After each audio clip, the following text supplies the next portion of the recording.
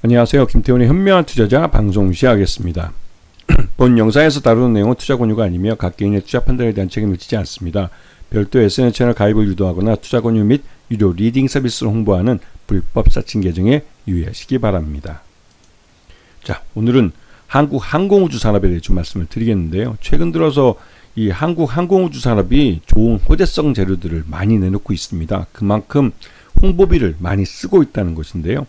그런데도 불구하고 주가는 더 이상 이 직전 고점을 뚫지 못하고 계속 횡보하는 모습을 보이고, 오히려 외국인 매물이 나올수록 점점 고점을 낮춰가는 그런 약세 흐름을 나타내고 있습니다.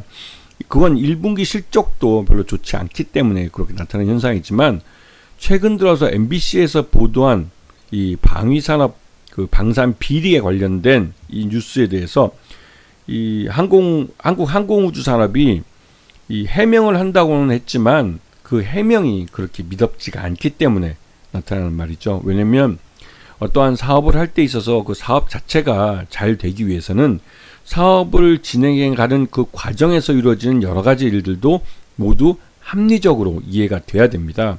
하지만 이 한국 항공우주 산업이 최근에 이제 AI 파일럿이라는 것을 만들면서 외국의 이 방산업체와 이 방산 스타트업입니다. 미국의 그 업체와 계약을 맺는 건 일반적인 거래 상황이 아니라 이 중간에 다리를 놓고 삼각 계약을 맺는 형태이기 때문에 이런 부분이 중간에 다리가 되는 그 기업, 또 그 기업도 마저도 이제 신생 기업이라고 그러는데요.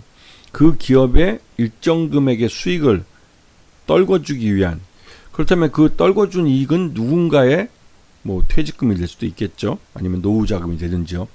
이런 것들이 있으면 이건 방산 비리로 볼 수 있는 것이죠. 근데 문제는 단순히 노후 자금을 좀 챙기겠다고 해먹는 정도가 아니라, 이 한국 항공우주 산업의 그 가장 최신 무기인 KF-21 보라매 전투기를 해외 수출할 때 있어서 이 외국 업체의 승인을 받아야 되는, 어떻게 보면 개목걸이를 걸게 되는 그런 형태이기 때문에 굉장히 이건 부정적인 계약이 될 수도 있겠다는 그런 생각도 듭니다. 하지만 계약을 한번 하고 나면 그 계약 기간 동안은 그 위자료를 뭐 거기다 주지 않는 한, 위약금을 주지 않는 한 그 계약을 이행해야 되기 때문에, 계약을 하고 나가버린 사람은 그만이지만 그 계약에 이 구속을 받는 남아있는 그 한국 항공우주 산업 그 회사와 또 주주들은 열받는 일이죠. 하여튼 이 한국 항공우주 산업은 나름대로 이제 그 한국형 전투기, 그 보라매 전투기 KF-21을 양산 모델을 최근에 태우기 시작했고, 또 양산 모델을 이제 태운다는 게 이제 양산을 시작했다는 겁니다. 양산 1호기를 이제 조립하기 시작했고, 그만큼 이제 테스트에서 어느 정도 신뢰를 확보했다는 그런 얘기도 합니다. 그리고 지난해까지만 해도 이 윤석열 정부에서 갑작스럽게 이 40대 최초 물량을 40대로 해서 이제 이 대부분 이제 여기 개발에 참여한 기업들이 40대를 계약을 했기 때문에, 그 예상을 했기 때문에 그 40대에 맞춰서 모든 예산을 짜놨는데 갑자기 20대만 하겠다고. 그렇게 되면 거기 부품업체로 참여한 업체 중에 대기업들은 버틸 수 있을지 모르겠지만, 중소기업들은 KF-21만 바라보고 만들어진 벤처기업도 있기 때문에 그런 기업들은 망합니다. 비용이 2배로 늘어나는 걸 감당할 수가 없어요.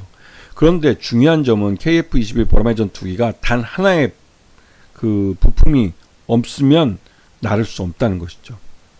이 말은 그 40대에서 20대로 줄인 게 뭐 그게 대수냐 이렇게 볼지 모르겠지만, 그게 결정되는 순간 KF-21 사업은 좌초된 겁니다. 그리고 한국 항공우주 산업은 가장 많은 예산을 들인 이 프로젝트가 실패하게 되는 거기 때문에 말 그대로 부실화될 가능성이 큰 것이죠. 그렇게 되면 한국 항공우주 산업도 경영권을 민간에 매각하게 될 가능성이 큰 겁니다. 그런데 그런 결정을 하게 된 이유가 결국은 이 준이 이 제사 지낼 때 연불보다 제밥의 마음이 있다고, 결국은 그런 결정이 결국은 한국 항공우주 산업이 민간에 매각되는 길로 갈 수밖에 없다는 걸 아는 쪽에서 결정을 했을 수 있다는 것이죠. 그래서 이 한국 항공우주 산업을 인수하는 쪽은 단번에 이런 항공기, 전투기 쪽이나 항공 쪽에서 그 수위, 우리나라 뭐 전투기 쪽에는 1위고요, 당연히. 그리고 헬기 쪽에서 당연히 1위입니다. 그리고 이러한 방산 쪽에서도 그 항공무기 쪽에서는 1위업 사업차가 되고 또 더 나가서 이 우주 산업에서도 발을 걸칠 수 있게 되고 다양하게 이 한국 항공우주 산업을 인수하는 회사 쪽은 굉장히 그 큰 베네핏을 갖게 되는 겁니다. 그래서 여러 가지 구설수도 있었죠. 지금 지난 1분기 실적을 놓고 보면 전반적으로 예전보다는 좀 못한 상황입니다. 거기다가 뭐 그 KF-21 보라매 전투기가 1차 양산에 대해서 수량이 40대에서 20대로 줄었다 다시 또 조건부로 40대로 늘어나는 이런 우여곡절을 겪으면서 나름대로 이제 실적에 대해서 좀 부진한 그런 모습을 보였죠. 그리고 이게 이제 매출 실적인데요. 그 실제로 비율을 보게 되면 이 KF-21 계열 이쪽이 가장 큰 41.84%의 매출 비중을 차지합니다. 그렇기 때문에 이쪽이 잘 돼야만 이 카이는 실적을 제대로 낼 수가 있는 거예요. 자, 그리고 이 주요 매출처를 보게 되면 방위사업체가 가장 큰데 이게 바로 이제 KF-21 때문에 그렇습니다. 그리고 그 다음에 이제 폴란드가 되겠죠. 폴란드는 FA-50 전투기를 경전투기를 이제 이미 수출을 했고 2차 수출을 준비하고 있습니다. 그리고 전체적으로 지금 분기 실적을 비교해서 직전년보다 좀 줄어든 양상을 보여주고 있고 영업이익도 소폭 줄어들었고 당기 순이익도 줄어든 모습을 보여주고 있습니다. 이런 모습이 별로 좀 좋아 보이지는 않는 것이죠. 실적이 역성장을 했다는 것이죠. 그래서 최대주는 수출입은행인데 이 수출입은행이 갖고 있는 26.41%를 매각할 경우 이쪽이 이제 최대주주가 됩니다. 물론 26.41%에다가 이 국민연금이 갖고 있는 8%를 합치면 30%가 넘어가기 때문에 안정적인 경영권 지분을 가져갈 수가 있는 것이죠. 그래서 이 최대주 지분을 가져가려는 쪽은 수출입은행 지분과 국민연금 지분을 동시에 가져가길 원할 겁니다. 자, 그런데 초기에 우리가 이제 계획을 했던 게 KF-21 이거를 조기에 이제 40대를 하고 그다음에 추가 전력화를 통해서 120대를 최종적으로 조립해서 갖는 걸 우리 공군을 원했습니다. 여기다가 주력 전투기로 KF-16 전투기를 170대를 유지하고 그다음에 노후한 전투기인 F5와 F4를 퇴역시키는 쪽으로 이게 2025년 올해가 목표였지만 KF-21이 늦어지면서 이 그 F4는 다 이제 퇴역이 된 걸로 알고 있고 F5 제공호가 아직 좀 날고 있어요. 이게 이제 매년 한두 대씩 떨어지는 게 이제 F5 이 제공호인데요. 워낙 기종이 한 40년 가까이 이게 전두환 때 만들어진 전투기다 보니 너무 노후했죠. 오래된데다가 그러니까 이제 젊은 파일럿들을 여기 타기가 좀 꺼림직한 겁니다. 그래서 공군에서도 빨리 KF-21 보라매 전투기를 이 전력화하기를 원했고 그래서 2026년에 이제 전력화하고 이제 지금 양산 모델을 지금 조립을 시작했습니다. 한국 항공우주에서. 그런데 난데없이 윤석열 정부에서 이 F-35 전투기를 지금 20대를 더 산다고 해서 그 첫 해년도에 그 결정을 했고 실제로 그 첫 해년도에 주문한 20대는 그 미국에서 언제 만들어서 보내줄지 몰라요. 무슨 말이냐면 그 가격도 굉장히 비쌀 뿐더러 최근 들어서 그 F-35 전투기가 여러 번 추락을 했습니다. 그러면서 내부에 그 기계장치에 여러 가지 문제들이 드러나고 있고 그런 부분 때문에 F-35는 제작하는데 굉장히 오랜 시간이 걸려요. 그래서 예전에 몇 년 전에 주문한 것도 아직도 못 받은 나라들이 있습니다. 그런데 이제 주문을 해서 이거를 언제 받아서 전력화할 수 있을지 모르기 때문에 우리 공군력에 큰 빵꾸가 나 있는 상태죠. 근데 왜 취임 초에 F-35를 20대나 더 추가적으로 계약을 했는지 이거는 아직까지 구체적으로 윤석열 정부 측에서 말이 없습니다. 왜냐면 이게 분명히 공군에서도 이 지금 여기 표에서 보시면 아시겠지만 이 공군의 전력 기술이 이제 전력이 어떻게 변화되는지에 대해서 장기적인 프로젝트를 갖고 이 수요량, 무기 수요량을 분명히 말을 했는데 이거에 대해서 갑자기 윤석열 정부 들어와서 완전히 완전히 바뀌게 돼버린 것이죠. 그래서 이것 때문에 지금 공군 내에서도 이제 반발이 굉장히 심했죠.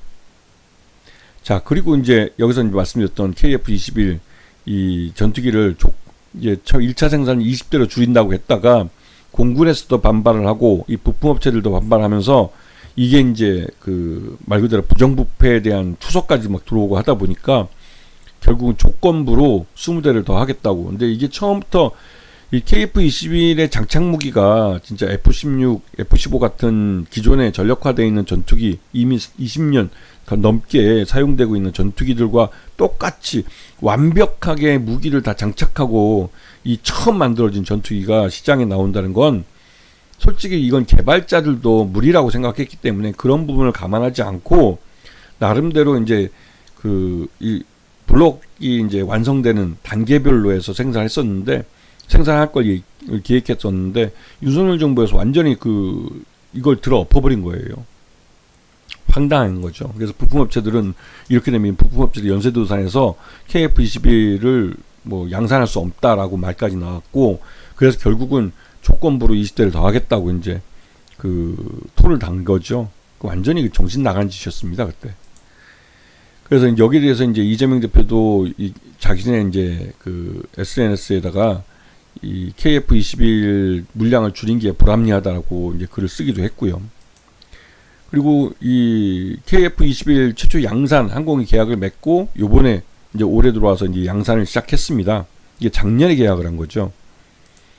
그래서 여기에 대해서 이제 이 강구영 대표, 한국항공우주산업, 이 강구영 대표도 파일럿 출신입니다. 테스트 파일럿 출신이고 누구보다 많이 이런 테스트 기종들을 몰아봤던 사람이기 때문에 정부의 이런 40대에서 20대로 줄인 거에 대해서 극렬하게 반대했어요. 결국은 니네 이거 한국항공우주산업 카이를 팔아먹으려고 부실화해서 민영화시키려고 한 거 아니냐라고까지 하면서 싸운 걸로 뒷소문이 들리더라고요.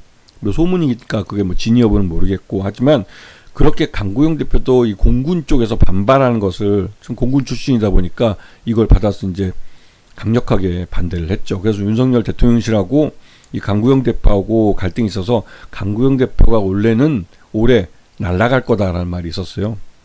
왜냐면 3년차니까 충분히 윤석열 대통령실 쪽이 파워가 있다고 생각해서 강구영 대표를 날리고 말지 안 듣는 사람을 낙하산으로 내려버릴 거다라는 말까지 나왔었죠.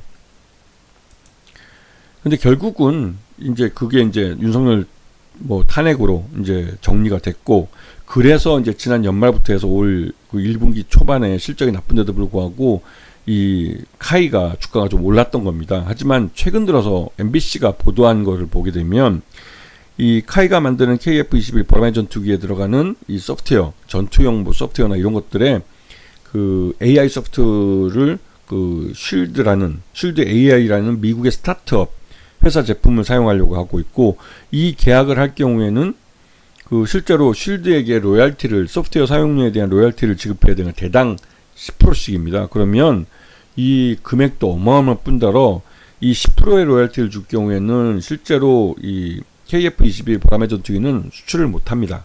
마진이 안 남기 때문에.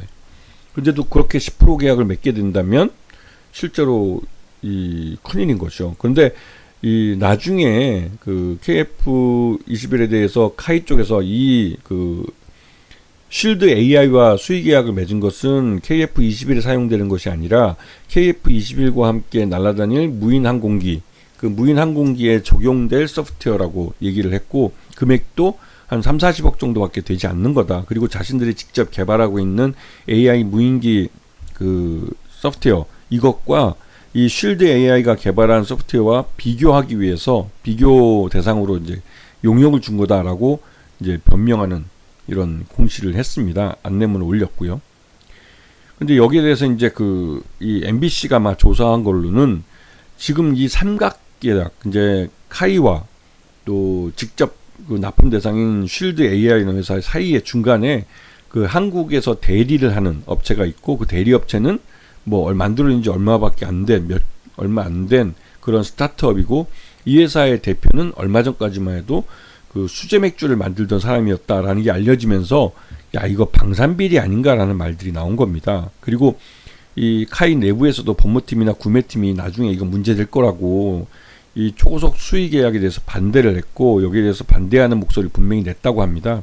하지만 여기에 대해서 이 카이 쪽은 그러한 내부 목소리는 없었다고 얘기를 했고, 로열티 10%는 그런 계약서상에 그런 말이 없다, 그런 글이 안 들어서 이 10%에 대한 말은 와전된 거다라고 얘기를 했고, 그래서 이 KF-21에 대해서는 문제가 없다는 식으로 얘기를 하고 있습니다. 하지만 이거는 뭐 카이 쪽에서 일방적으로 주장하는 것이고 궁극적으로 한번 수사가 필요하지 않나라는 생각이 좀 듭니다. MBC에서 나름대로 근거가 없이 이렇게 보도를 했을 리가 없을 것 같다는 생각이 들어서요. 자, 어찌됐든 간에 최근 들어서 외국인 투자자들은 카이를 집중적으로 팔아치고 있습니다. 그래서 지분율도 35%에서 34%대로 줄어들고 있고요. 그리고 주가도 지난 그 3월 18일 날 98,000원을 딱 찍고 그다음부터 밀리기 시작해서 계속 이 95,000원대부터 한 7만원대 요 사이에 박스권에 갇혀 있는 모습입니다.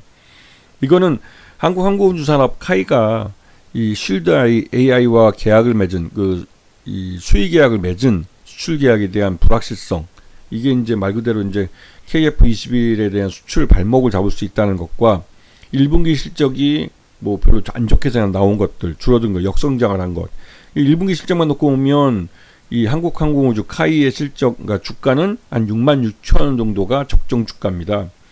그런데도 이제 그 7만원대에서 버텨내는 건 나름대로 이 지금까지 수주해서 갖고 있는 물량이 꽤 크기 때문에, 그리고 또 이제 그 KF-21 우리나라 공군을 대상으로 양산 모델을 하기 때문에 내년에 이걸 전달을 해주면, 양산 모델을 순차적으로 전달해주면 그게 그대로 이제 실적으로 잡히게 됩니다.